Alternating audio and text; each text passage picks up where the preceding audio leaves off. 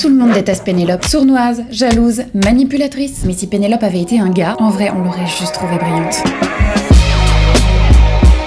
J'ai une fascination pour le personnage de Penelope Featherington dans la série iconique Bridgerton. Je la trouve badass, intelligente, et clairement on peut pas dire le contraire, elle sait comment tenir son auditoire. Mais c'est vrai que quand je regarde un petit peu ce qu'en disent les gens de ce personnage, je trouve qu'elles ont tendance à la présenter comme un red flag. J'ai lu qu'elle était menteuse, ou encore possessive, voire même carrément passive-agressive. Alors bon, c'est vrai que quand je lis tout ça, je me demande, si on regarde du côté des personnages masculins, alors pas forcément que dans Bridgerton, dans tout ce qui existe, est-ce qu'un gars qui aurait la même vibe que Penelope Featherington est aussi détesté qu'elle? Genre, l'un de mes exemples préférés, je pense, c'est Dan Humphrey dans la série Gossip Girl. Alors, je vais lâcher un petit spoiler, mais c'est lui, Gossip Girl. Donc, exactement le même genre de personnage que Penelope, finalement. Sauf qu'absolument tout le monde craque pour Dan Humphrey. Son petit côté outcast mystérieux et tout, genre, les gens craquent, c'est comme ça. Même acteur, autre personnage, Joe Goldberg dans You. Pareil, ce gars, c'est un gros stalker. Mais ce qu'on garde, c'est qu'il est maxi sexy quand même. Limite, on a envie de se faire stalker. J'ai dit limite. Tout ça pour dire que dès qu'une meuf est, disons, intelligente, en tout cas qu'elles sont racontées comme des personnages qui sont intelligents, fins, réfléchis, elles sont automatiquement cataloguées comme étant sournoises, quand juste un personnage masculin, il est intelligent. Et ça a un impact, je le vois même sur moi, tu vois, directement. Un exemple tout con, je me fais mansplainer très très facilement. Genre, typiquement, l'autre jour, je vais m'acheter un setup de lumière sur le bon coin, je vois des pieds pour poser mes lumières, vraiment pas cher et tout, je me dis trop bien. On se retrouve à Montparnasse, je lui donne mes 20 € quoi, pour récupérer les pieds, sauf que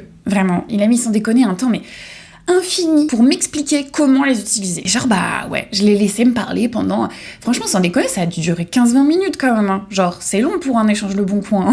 Vraiment. Alors, je dis pas qu'il y a un lien direct cause à effet entre Bridgerton et ce mansplaining que je me suis tapé à Montparnasse, mais un petit peu quand même en réalité. Parce que c'est pas que Pénélope en fait. Et il est précisément là le souci. C'est qu'en fait, c'est la majorité des personnages féminins qui sont présentés comme ça. Du coup, bah moi, vu que je regarde énormément de séries comme énormément de monde finalement, du coup, je m'imprègne de ces stéréotypes et je les reproduis dans la vraie vie en fait. Donc on espère que sur la prochaine saison de Bridgerton, on arrête de cataloguer Pénélope comme une meuf passive, agressive et sournoise. Mais en attendant que les choses changent, j'aimerais faire un petit point là, toi et moi. T'es plutôt team Pénélope ou Dan Humphrey?